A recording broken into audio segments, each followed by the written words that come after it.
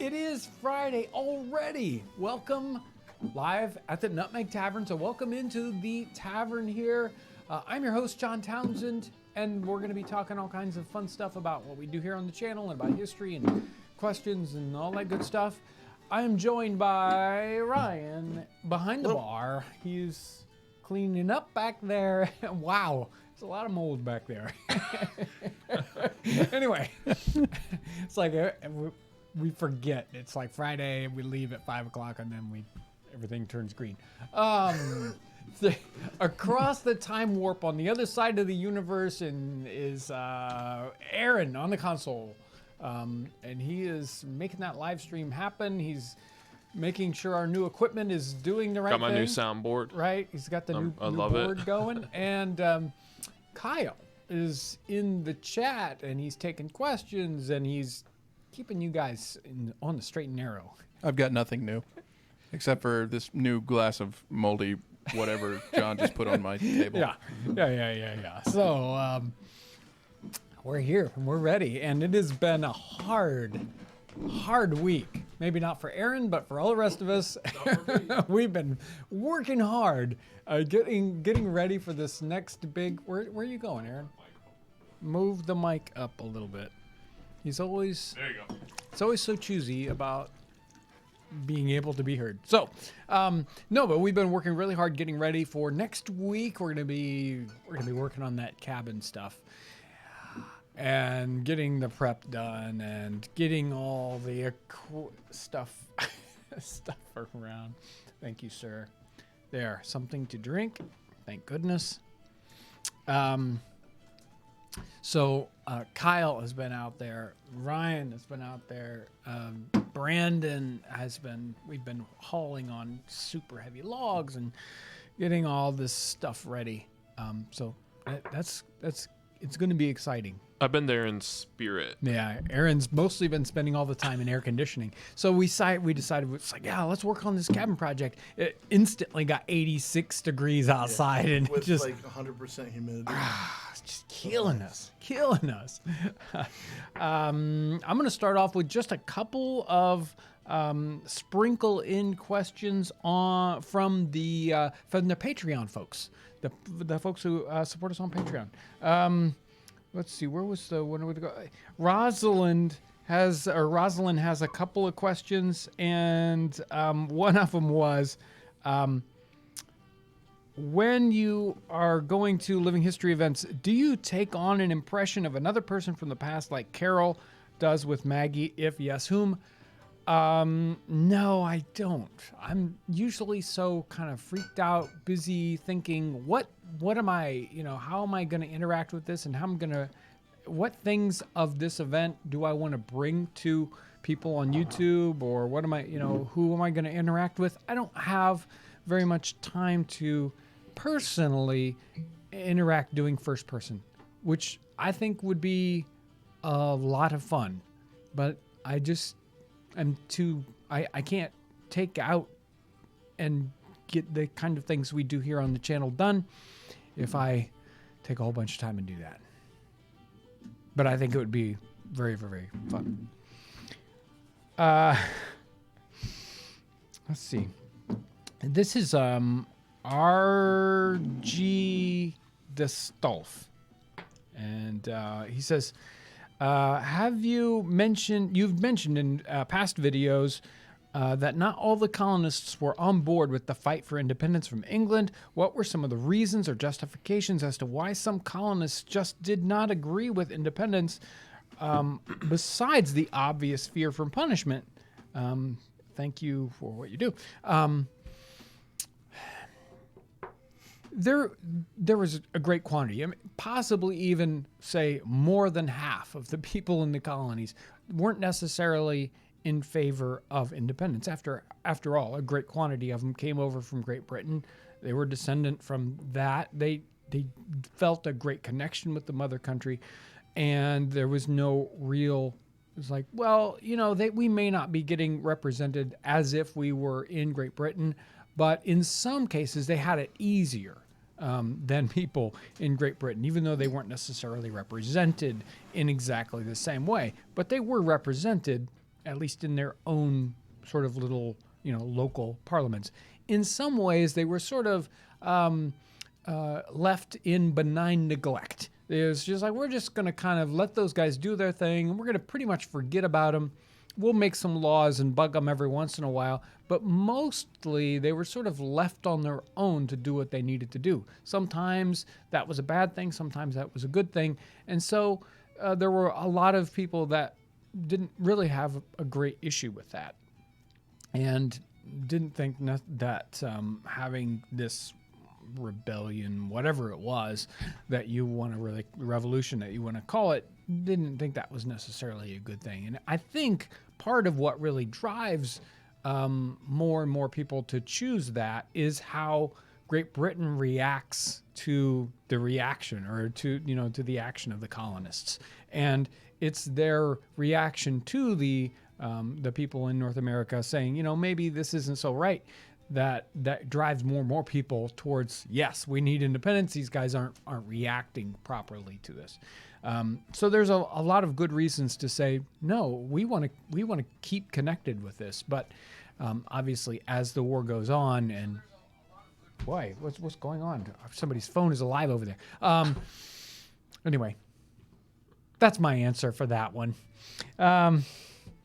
I'll go ahead and let Kyle. Do you have anything for me, Kyle? I do. Thank you. Would you ever do a video with modern history TV? Differences in speech, writing, lifestyle, etc. Modern history TV.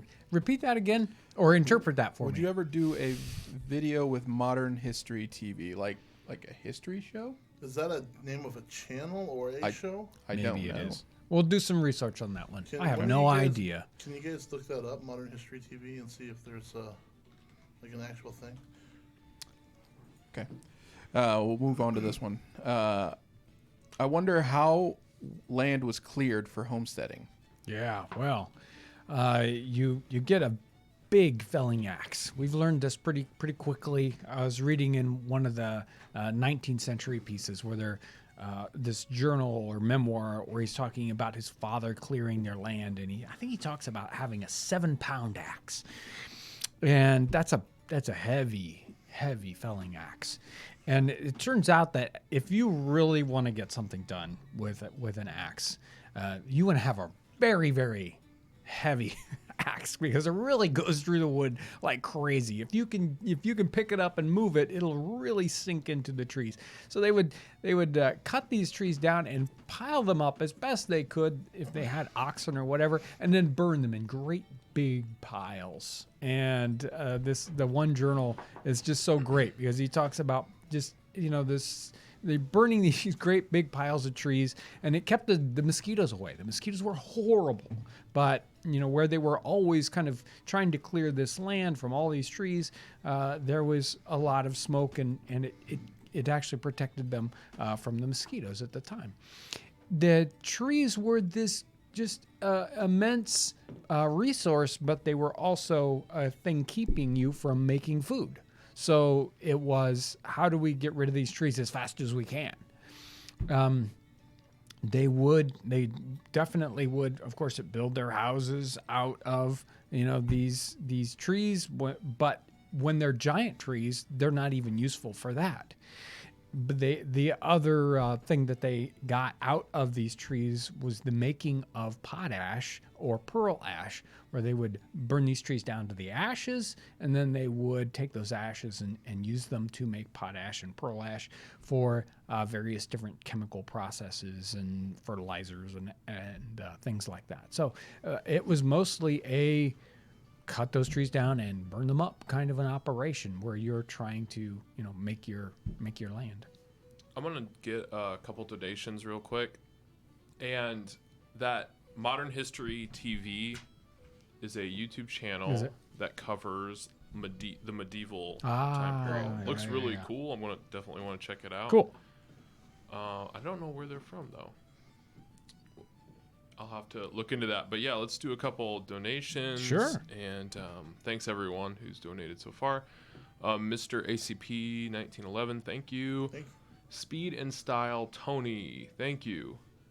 excited about the new cabin project. Are you using only period correct tools? Yeah. If so, please show and explain the tools. Thanks. Benji Ross 1, thank you. Hey, Mr. Townsend, what cooking background do you have? And then Victoria Susan, thank you. I was at the CT Historical Society in Hartford. I found a dress-up exhibit full of Townsend's clothes. Oh, yeah. I was so excited to try some stuff on. That's all I got right now. Thanks, everyone. Great. So, yeah. Cooking background. My cooking background is, hey, I'm studying the 18th century and I read in this cookbook and it says wild and crazy things and I don't understand it. I'm going to do it. That's my cooking background. Never studied anything like that. I don't even watch, modern cooking shows. Don't do it. So if you see me doing something really weird and crazy, it's because I have, I don't have that background and I'm just taking those instructions as they're written. And thankfully, every once in a while, my wife says, "What are you doing? Why is you're supposed to do it like X, Y, or Z?" So sometimes that happens. Cool. Was there any other question? Yeah, in there was the Modern tools. period correct tools. The tools. We're going to do our very best, especially as we get going with our building project using the tools that they would have used. Are we using some modern tools to get to the point where we can get started with this project? Yes. Are we going to be using modern tools where there's a safety concern involved? I'm not going to damage any of the people that work here because I want to do everything perfectly accurate. We're not going to be all barefoot out there and slicing off our toes. So when it comes to safety, we will use modern things, but we'll be doing our best to make sure we know how all these period tools work in these situations, and we'll go through and talk about tools as we go through these videos. And they may be, a lot of those tool videos may be little breakout videos that kind of get spun out on Wednesdays or something like that. We haven't decided about exactly how this whole project is going to show up as videos because, well, I don't know. We don't know the best way to make it happen. There's constantly we're talking about quantity. Mm-hmm. Is it best to have 17 videos a week or 2 videos a week? Right. And sometimes it's hard to decide those things. Yeah, should they be long? Should they be short? Do we break topics out, or do we put fold them all into a longer video? And do we want these videos to be fully instructional, or do we want them to be more feel? So there's a lot to it. We just aren't sure exactly what we're gonna do. Yeah, and sometimes you think that you're shooting it one way, and then you get it. Aaron gets in and is like, I don't think it's going to work that way. I think it's going to work this way.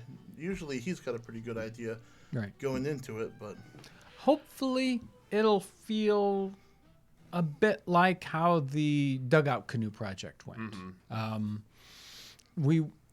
There are some videos that I would really like to do, sort of like we did Log Barn, but Log Barn wasn't a very popular way for people to take those. Those videos still aren't popular, even though we really like the way they turned out personally. But that's it's funny how sometimes the things that you're most proud of is not what people want to see. Yeah. So, and I will say too that in a lot of cases where it's like a toss-up of modern tool versus historic tool, if we don't use a historic tool always, it doesn't mean that we don't know how to do that task with a historic tool, and we haven't done that already. So. Yeah, sometimes it means that we just don't have the time. This project can't absorb our because it gets expensive. Right, it gets very, very expensive to do that. And it's neat to use modern tools versus historic and learn why you appreciate one over the other and why. Well, this one gets it done faster, but it's really not the best way to do it sometimes, and that's interesting. Right, and while we're talking about log cabins, Rosalind had one of the Patreon folks had a great question. She says, when you're looking for the perfect cabin, the cabins seem to have different notching methods, V, round, what method would be preferred over the other? So why are people going to use one kind of notching method over another? And, you know, I think we're going to end up going with a simple V notch on our cabins. And I thought it was, I read something interesting the other day. So there's saddle notches. Like when we were doing Log Barn, or we were down there watching those guys, we didn't have to do the work. We were just they were doing. But we also used them for log structure. Which right, log structure. Sure. Saddle notch, and that is you only notch one side of the log, and you just do a half round notch that matches the log underneath it. So the top you don't mess with, the bottom you're matching the log underneath it. And that really works well, but each notch has to be sized to the log that's underneath it. And as the log varies in size, you have to adjust that notch. When you're doing V notches, you really only are adjusting the depth of the notch to get those logs to lay in there right. If you're using like a little guide, the notches are all the same. The top is the same as the bottom. You cut a V this way, you cut the top of the log this way, and you cut the bottom of the log this way. So it actually is a simpler notching method to do, at least in some ways. The bad part about both saddle notches and V notches is the log isn't locked in one direction. It can slide one way or other, and the top log is what holds it into position the other direction. And when you get to the top, there's that top log. It can slide, and there's nothing really that holds it in shape. The other notches, like the dovetail notches, half dovetail notches, they will hold that log in position both directions. They really lock that log in, and so they're much more secure. They're just more complex to put into shape. And generally, you see those on cabins that have fully hewn sides, so they're going to take a little bit more time. Each log has to be, prepared, has to have completely flat sides, and then you bring it in and you cut all these notches. That I can't wait to do a project like that, or maybe I can because it sounds like a lot of work. I'm excited about trying the V-notch just because I haven't worked with them. Right. Right. We've done plenty of saddle notching at this point. Yeah. And it's time to move on. Yeah, it's time to try something different. Right. And some of the choosing of those notching styles is purely what people are used to, a regional thing, or the region where they came from if they are moving into an area. And so V notches are kind of East Coast. But as you move west, those notches disappear and other notches kind of pop into existence. And there are some notches that don't make any sense to me at all. Very, very flat, very simple to cut notches, but they don't hold in either direction. The logs can just fall apart and you have to pin them all together. So there's a bunch of different variations in notching technique, and it'll be fun to work through those. And real quick, thanks to everyone. I've been seeing some comments saying they like the road trip video. Yeah. Appreciate that. That was definitely like That's mostly experiment. Aaron. That's mostly Aaron's experiment there. So if you didn't like it, blame me. Sometimes we just turn him loose, say, Yep. Aaron, you figure it out, and then he figured it out. Yeah. There was even a Crimson Bond Easter egg in there and everything. Oh, yeah. Well, there was. Unbelievable. Kyle, Unbelievable. what do you got for me? How did people light their pipes when there was no sun? Did they have matches? And how was oakum made? Oakum. Yeah. I've made some oakum before. It pops right in my head. There was a funny little picture I was looking at just earlier today while I was going through images looking for something. I've even forgotten why I was looking at images, and there was this picture of a father, and he has his pipe there, and obviously it needs lit, and there's this little girl, way too small, and she's holding a burning ember in tongs, waiting to hand it to her father so he can light his pipe. That is one of the most common ways that people are lighting their pipes. They have ember tongs, and they will pick up a burning ember out of the fire, and they will use it to light their pipe. I don't smoke a pipe. I can't. Did the question say if there is no fire? If there's no There's sun. no If sun. there's no sun. Yeah. The other, you can also do it with just steel and flint. It's tricky, but you can do it. So some people will use the You're making this motion. No, what does this mean? I'm actually thinking about the hammer on a gun. Ah, gotcha. And so some people will use the flint that is in their firearm, and then you can also use a striker, and you can get it done. It's definitely cumbersome, but you can do it. But you have to light up some other little embery, like Yes. punk wood or something. Right. To Right. So you can strike char cloth or punk wood or something like that to do that. And most people would try to carry something like that with them if they were like, if you smoke now, you're not going to walk around without a lighter.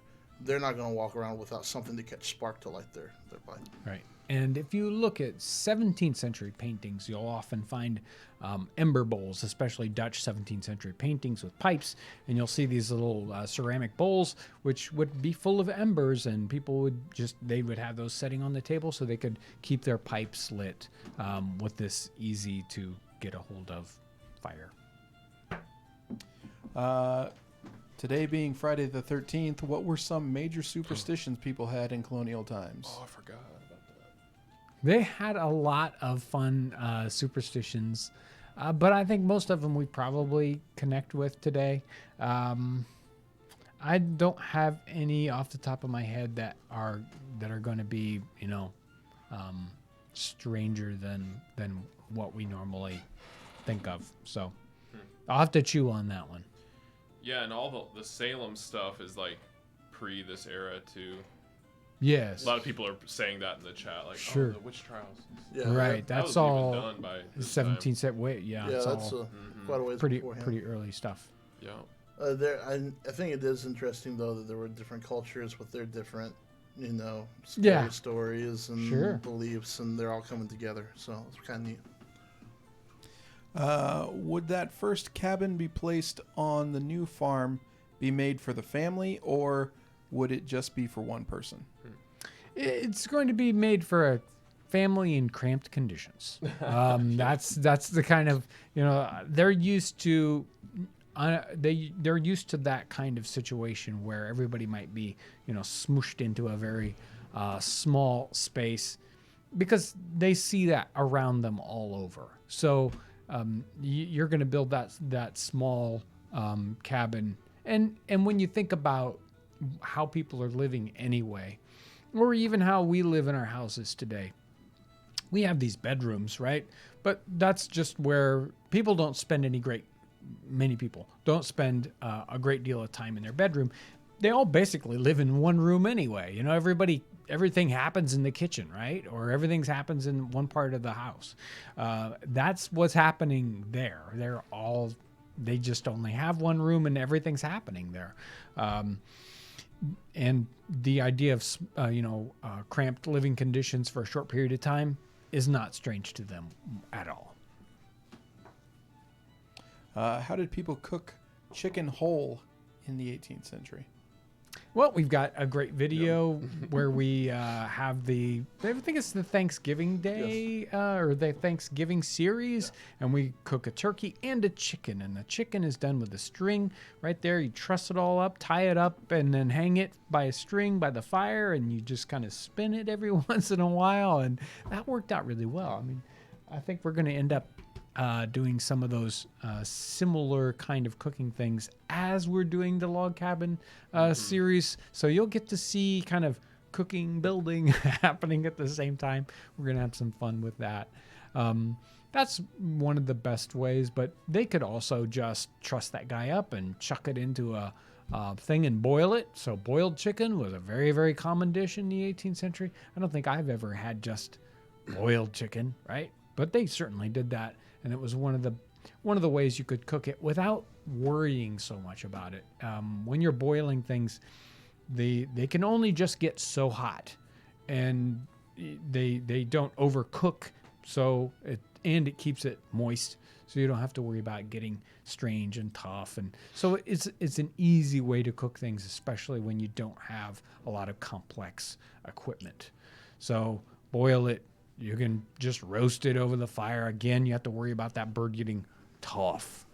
if you do it that way. You can also put it in a pie. So you can do like the pigeons in a hole, where you take a sort of a batter and you put the whole bird in there and bake it. That's another one of our episodes, so you can check that one out. The nice thing about boiling it, although it's not anybody's favorite way to eat chicken, you Or get anything. the broth. Yeah, and the then broth. That's another meal. Yeah, it turns into a whole nother thing while you're doing it. And I was actually thinking about pigeons in the hole the other day again, because we've had to interact with that recipe lately. And I thought how good that one would be if you just did a chicken breast. Yeah, right. Right. So pigeons in a essentially be hole. a chicken pot pie, right? Right, exactly. Pigeons in a hole, you use like a soup bowl, a smallish bowl. And the pigeon is a rather small bird. You make this batter up and you put the bird in there after you season it, and you just pour this batter on top and you put it in the oven and it bakes. And it really does a great job of, again, not drying it out and baking it all the way through. And you can mess up the time and it still works out great. They don't have timers. They don't have precision temperature things. So it bakes it in a really nice way. The only problem is, of course, if you try it with the chicken, it's got to have a great big bowl. But if you just do a chicken breast, you can do it exactly like you would do that pigeon, and it's just such a great variation on that. I got a lot of donations. Okay, Aaron. Let's do it. Do it. Hey, thanks a lot, guys. We appreciate that very much. I gotta scroll all the way up to where I was. I can't Oh, remember. it's such a hard So, one. so many donations. This is from Max Are Cool. Thank you. Thanks, Max. Some of your outdoor videos are in front of a sort of log windbreak. Were those common in the 18th century? Were they used for cooking outdoors mostly? Let me write that down. Yes, there's a lot of questions in here if you want to write all those down. Yes. Bumblebee Junction, thank you. Thank you for sharing all that you do. We have put many of your tips and tricks to use here on the homestead. Yeah. Right on, that's awesome. David Rizzoni, thank you. What would you choose to live as if you were in that time? This name is just 4 dots. That's fine, but thank you.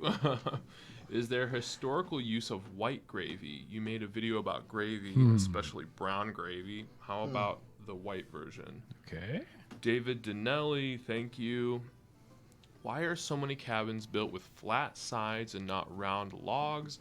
Was there a practical reason or just taste? Yes. Maver 4K, I think she's Maverick. Thank you. Longtime viewer, first time donator. Hi from Belgium. Yeah. But I'm born and raised in Massachusetts. Okay. On Cape Cod. When I watch your videos, it reminds me of home. That's awesome. Great. William Joseph Diedrich, thank you. Nutmeg Tavern crew, thank you for all you do preserving and teaching our cultural history. We are most grateful. Thank you. Ben Soto says, love you, man. Thank you. Yes. Fiji United, thank you. How did people deal with major weather events like hurricanes in the 18th century? Was there a method they could use to predict them? And then Axe Steel, thank you. Says, thank you for making the past come alive to us here in the present. Thank you, everyone. Yeah. Appreciate Thank it. you so much. Super great questions, and thank you for your support. Really good questions, And I'm too. sure that we probably got new people because we've just been getting a massive quantity of new subscribers here lately. Yeah. It has been incredible. Yeah, did you guys see the numbers? What, last week we talked about just getting over 1 million subscribers, right? And we're at what? 1,026,000? Yeah, it's crazy. I feel like there's like 20,000 in the last week or something. More like than- that. there's more. It's just crazy. Yeah. Yeah, it's just amazing. So, welcome if you're new. Yep. So the log shelter, we built the log shelter 2 years ago. That was last year. wasn't No, it was like just over a year ago. Yeah, it was So last- we made this great. We shot all this video, and then Aaron rejected it. Yep. It wasn't up to par. Well, what I think It was just really boring. we shot it. We shot it playing with ideas that we Yes. figured out how to do better in Canoe. Yep. And then after we did Dugout Canoe, we thought it'd be taking a step backwards rather than So a step forward. not every video or video series makes it. And that one was nuts because we had It's- 3 and 4 person crews out Right. there working on that. Right. And And John had me chop a whole tree in half with a tomahawk. Oh yeah, I forgot about that. I forgot about that. Yeah, I did that as punishment.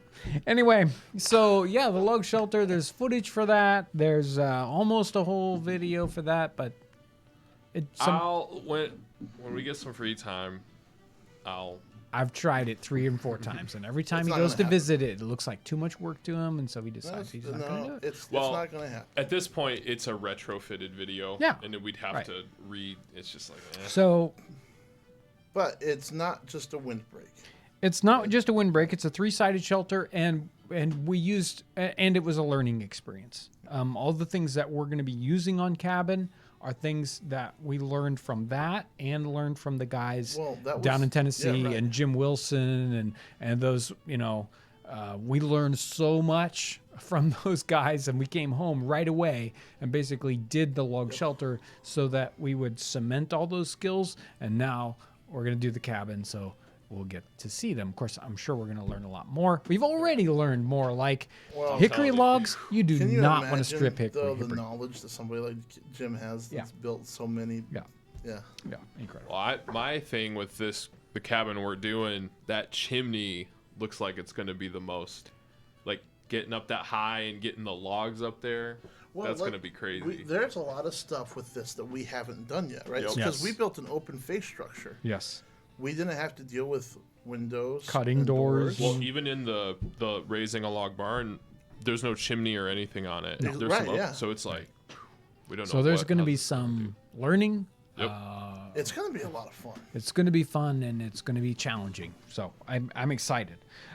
Who would I be if I was back in history? I've talked about this one before. I really enjoy at least thinking about being with maritime things and transportation by sea. And so I'm excited about maybe not being a common sailor, but a little higher up than that.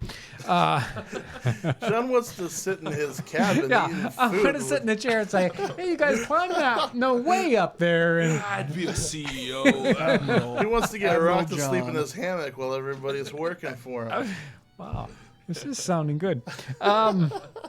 No, but I enjoy all the different skills that I learned that are 18th century, whether it's woodworking or pottery or, all these, myriad things that I get to learn about as I'm doing. I'm excited about them all. I'm just weird.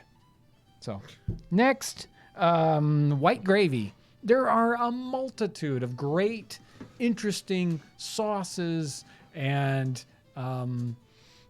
variations of those within 18th century cooking, but they're kind of boring all by themselves because you want to have them on something, right? So, we did the brown gravy. It did all right. People were kind of interested, but we all want a main dish, right? So that's what we tend to concentrate on. But yeah, they had things like white gravy. Round logs versus square logs. Yeah, so people wanted to build houses and they wanted to have flat walls. They wanted to look like they had a nice house. And when you build a cabin and your wife is there and she's like, this isn't good enough. I need flat walls. I'm not going to put up with this. You flatten the walls. I've got a question on that.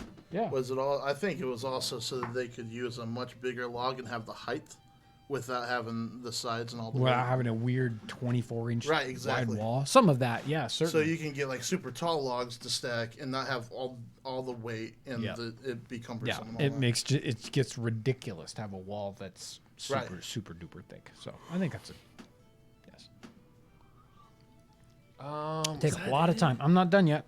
Weather and prediction of that. Yeah. Man, they could not predict weather anything like what we could predict. They just dealt with it. I mean, people get used to knowing what the weather's going to happen. It's like, okay, and this isn't going to last long. I feel like it's going to change. So people get used to it because they live outside. When you live outside and you're interacting with the outdoors all the time, weather becomes a lot more of a sixth sense, and you know kind of what's going to happen. Wow, it's getting kind of windy, and I can see the bottom sides of the leaves. There's a storm coming, even though Something's you don't coming see from it. a different direction why we have than Brandon. usual. Yeah, that's why we have Brandon. Yeah. So, so weather prediction gets to be just natural. for people that live outdoors a lot. Well, and it's funny because Brandon spent the last 5 years, 10 years cutting trees and working on roofs outside all the time, and he's like, oh, I know what's going to happen. Was that it for the I think so. questions? I think I got it. Do you have Thanks, more Patreon everyone. questions there, John? I do have more Patreon questions. Elizabeth Hector says, what was the impact of the American expansion west in your area? Were there pioneers in your area by 1800? I'm reading about pioneers by reading The Pioneers by David McCullough. And right here, of course, 30 or 40 miles west is 30 miles west is Fort Wayne, and Fort Wayne was a military fort like 1810 to 1816, 1817, and then it's not there. So but most of the time there is trading with the Native Americans at that post. There are people moving into this area, but not especially right here.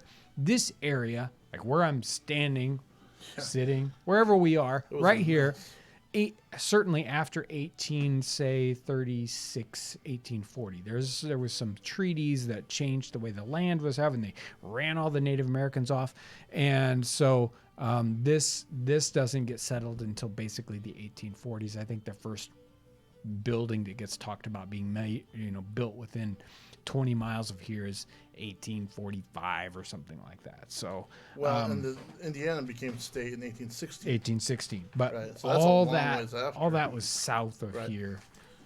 We were still sort of Native American territory up till that point.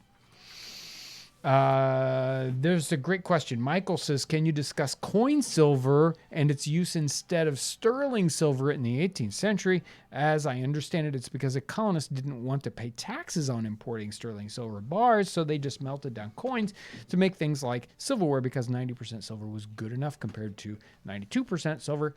Is it really true? I think, is it really true that they made their silverware out of coin silver? I don't know. That part.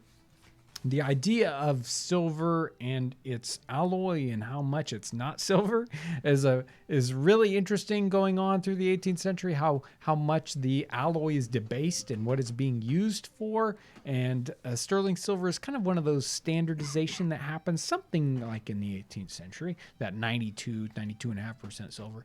But there's this funny story. Wait, I think I got it in my pocket. There's billion coins. It's like Billin coin, I guess, not billion. Billin. This is a 2 sou or sous mark coin that the French coined, and I think this one's a 1755. A little sort of like, I don't know, 2 penny. I don't know what its equivalent would be. Maybe it's 12 pennies. The metal that they made this particular coin out of was only like 25% silver and 75% copper. It was a super thin coin. This is a reproduction of it. It's extra thick because if you make a pewter one this size, the true thickness, it would just bend like crazy. But nobody wanted it in France.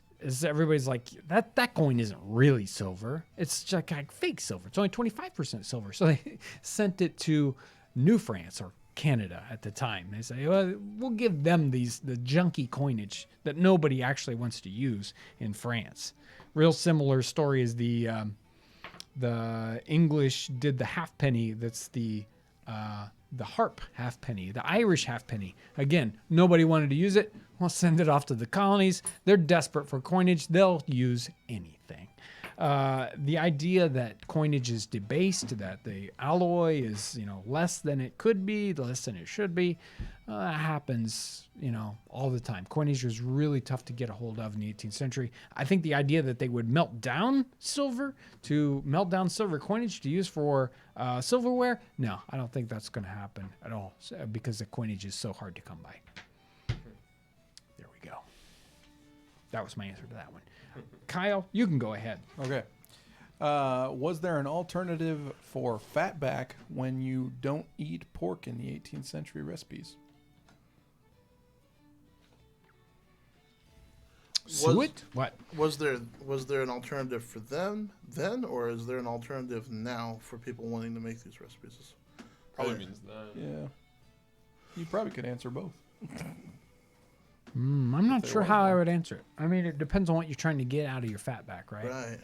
I mean, are you trying to get the meat part, or are you talking about the oils part of it? It's all good to me, I say. Wow.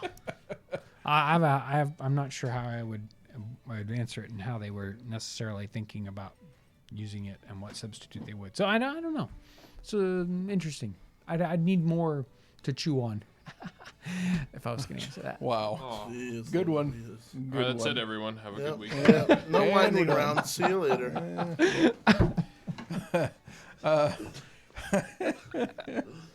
How did people trim and file their nails back in the day? Did they use what we use today? Very, very similar. If you go on maybe even eBay, there's something that rings on this I table. noticed. I think it's football. You gotta hold everything down. They had these wonderful, especially these very, very high-end toiletry kits for men, especially like soldiers, high-end soldiers in the field, like French officers. They would have these just immaculate, beautiful sets of fingernail clippers, nail files, little scissors for your hair, and things, like the. It's nuts. It's crazy to see these things. They're like beautiful. Right, they're beautiful. And they would have ear spoons, so you want to take the wax out of your ear, and tongue scrapers, very, very popular in the 18th century. Okay, so back to the fatback question. Yeah. She says, I was thinking of oil fat for frying. Yeah. Okay, there we go. Perfect. Now I know how to answer it. Suet is a place to go. You want that you want the organ fats from cows, and that's a And sheep, right? yeah. I'm pretty sure And, it's sheep. they're sheep, but cow's the best for the high temperature stuff. So that's what you would use. Sheep is available too, and that's great frying oil. In fact, they're really, really good. Like McDonald's French fries, before they changed the formula, I don't know, it's been 20 years. The really good French fries, they were fried in suet. So there I you did go. not know that. Oh yeah. Oh yeah. Oh yeah. They had to add stuff in to get good fries again. They had to manipulate the formula. Should have just used suet the whole time. I'm telling you. I'm not saying anything. Who determined how justice was administered? Was it different in the outlying areas once expansion started? Yeah. So way back when we talked about the Charles Woodmason Journal is really good. That's 1760s in the backcountry of South Carolina, and his journal is just excellent. And you get some real clues about what's going on in that time period. From the backcountry folks are not getting justice, right? Their communities, the government and the government justice, which is really, I mean, if you kind of think about it, it's one of the major components of what government is really supposed to do for us is justice. And that wasn't happening. And so they started to create their own justice system, and the government didn't like that. So that's a really good study about what's happening with the outlying areas and justice, courts, police, who's doing that, why are they doing it, what laws are they upholding. So studying colonial situations, time periods, and that difference between what's happening in these civilized areas versus backcountry, very, very interesting study to understand that. This that ties into one of the other Patreon folks was Kristen Ford, and she says, what kind of emergency services did they have, like fire departments, hospitals, and police forces?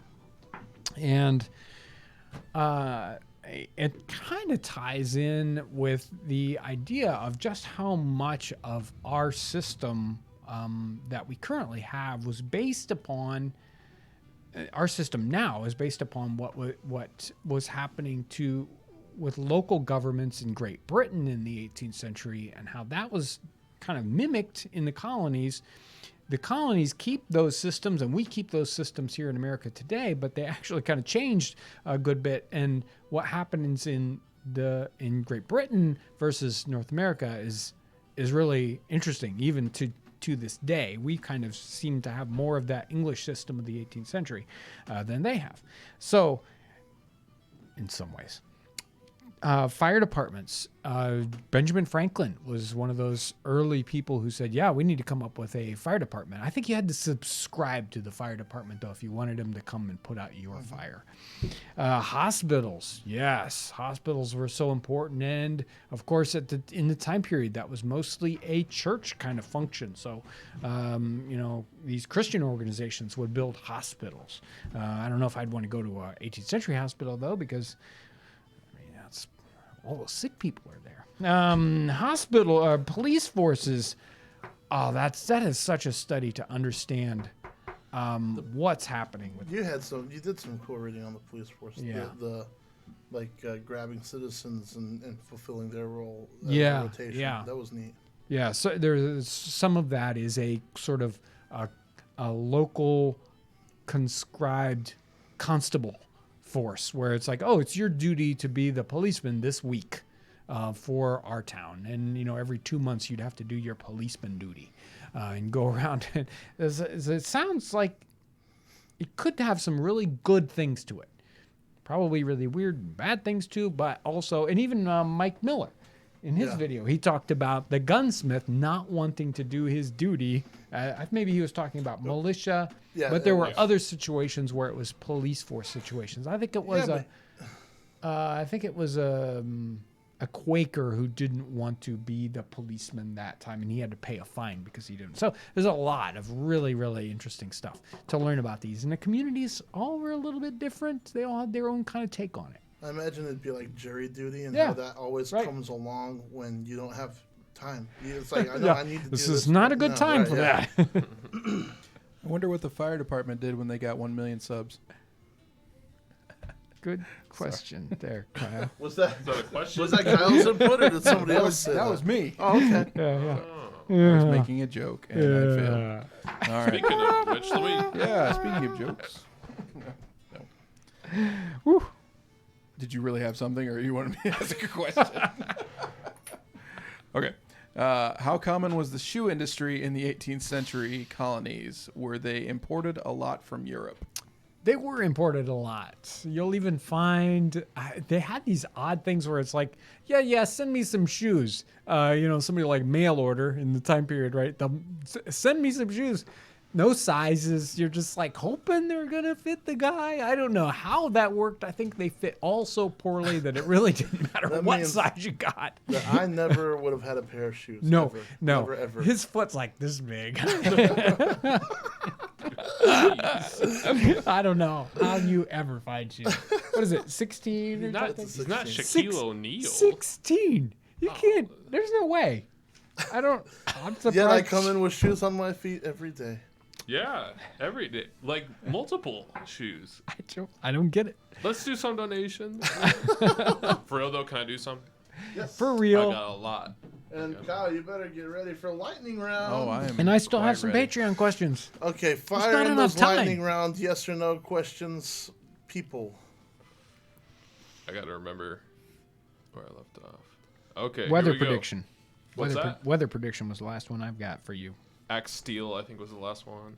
Axe? No, I don't have this. Okay, then I'll do it. Axe Steel, thank you. Thank you for making the past come alive to us here in the present. I did read that one. You just don't remember. No, Sorry. I'm just happy that question. you read it again because that makes us feel really good. Thank you. Yep. Teddy the Fourth, thank you. Can you tell us anything about early Halloween traditions? Oh, this Happy question Friday keeps the coming up. 13th and full moon spooky. Oh, is there a full moon tonight too? Yeah, it's Friday the On the 13th and a full moon. It's actually a harvest moon, so it's going to be red. Ooh. Did you see Peter Goebel's thing about the 13th? No. Oh yeah, you'll have to read that. He talked about getting like drafted on the 13th or something, or he signed up on the 13th, and then he showed up to report to his ship on the 13th, and his ship was named like DLG 13. Oh, and then, really? And then he like goes, they show him to his bunk, and it's bunk number 13. No. Yeah, man is still That's what he alive. said. Yes, and he lived through it. Wow. That's crazy. He was shaking in his boots when he saw his bunk. That's 4 in a row. Jeez Louise. I may be convinced that this guy is an immortal or invincible. Go ahead, Aaron. Yeah. Sorry to interrupt you. Oh, it's okay. You're fine.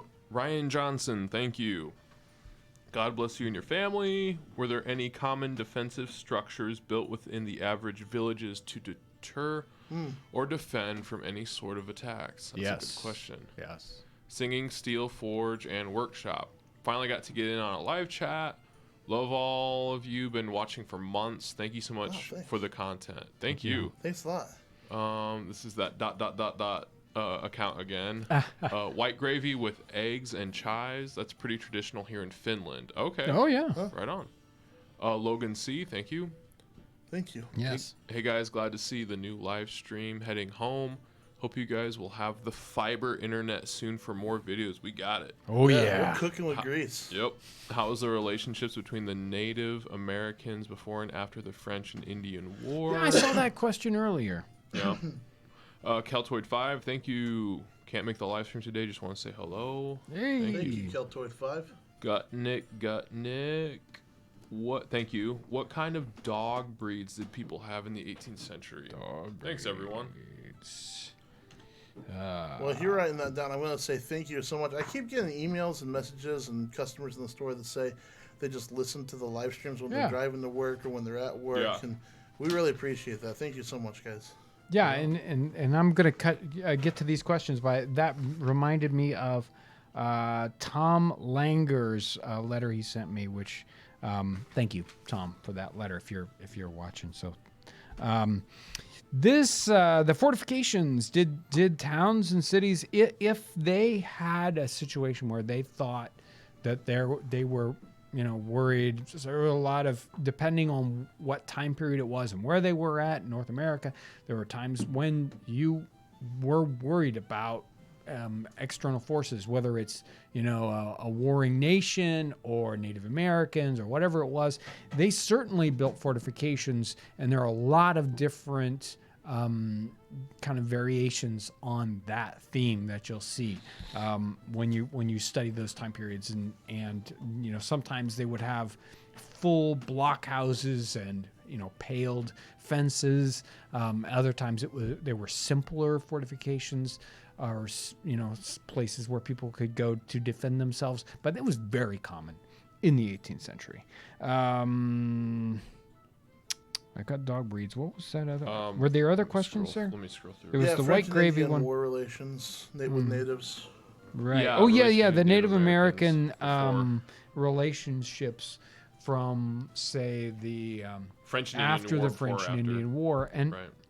things are up and down all through the basically 17th, 18th, and 19th century, and there are so many different nations. We think of that. I mean, and I'll say it. I've said it multiple times here. Native Americans. I'll say that as a group, but it's not like that at all. Right. They're all these separate little nations, and some are very hostile and some are not hostile, and in all these different time periods. So it's up and down all the time. It's changing within particular regions. Sometimes a region will be a hotbed of sort of cultural tension for 5 or 10 years, and then it just goes away. It just isn't a problem. And there are certain segments that didn't have problems for great periods of time, and then they would have a great deal. So it's very hard to talk about those in generalities, because it's not general at all. It's very, very specific to a time and a place within North America. That's like a whole video series. It is. And It it's is. not It would be necessarily massive. with like the hostility towards No. settlers or missionaries. It's Right. sometimes with other indigenous tribes. And Exactly. so All of that ties I was together. just reading an account not too far from here about some missionaries that had to flee because they had Native American guides, and a tribe that didn't like their tribe was after them. Exactly. And so they had to flee together. Even that John Carver piece where he's actually in like Iowa and Illinois in the 1760s, and he's he's actually in the middle, sort of, making peace between two different tribes. So this is very, very, very interesting. It's very complex. And dog breeds. Wow, I'm not an expert of dog breeds in the 18th century, but they had a lot of dog breeds. I think a lot of that breeding of those specialty breeds, especially work breeds and sporting breeds, was already done by the 18th century. So you see a lot of that variation, those happening, those things are already happening in the 18th century, and a lot of those breeds that we would find famous today go back to that time period and before. But dogs were everywhere. Yeah, Like and boy, we're period, running out of time. Woo, Yeah, it's we're running out of time. Lightning round time. Almost. I mean, you got more Patreon? I haven't even talked about the Patreon names. Here, I'm going to do the Patreon names really quick. New Patreon people this week. Super duper thank you. Richard Jones, David McElwee, Adam L., Logan Cavender, Mike, who is AV Greek Q2, Nick T., Simple Pepper 76, Annie, and Jack Pingle are all new Patreon supporters this week.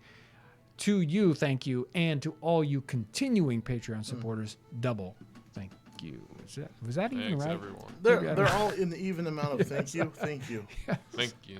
And whatever Patreon questions you didn't get to, we can save and still get to them. And I will try. I will do my very best.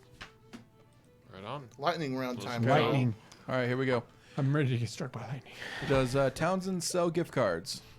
Yeah. Do the Yes. virtual gift cards work on the website? Virtual and physical. Both. Crazy. Does Josh still have Mr. Bubbles? Well, we stole him. He was. He's up there. He's right up there. Yep. He's up here. You can't see him, but we'll We'll hang bring him him up in. on the Special wall guest. next week. Every once in a while, Josh wanders lonely through the hallways Yeah. looking Where's for Mr. Bubbles? And we point and laugh because we know where he is. But Yep. Josh doesn't. Do you have a current reading/book list you could post?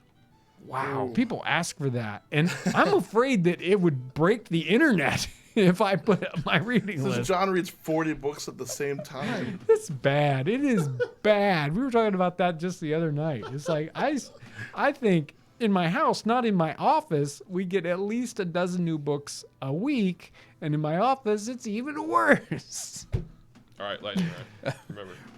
Lightning, sorry. Will you potentially do a second channel with broader range of videos? Yes. What?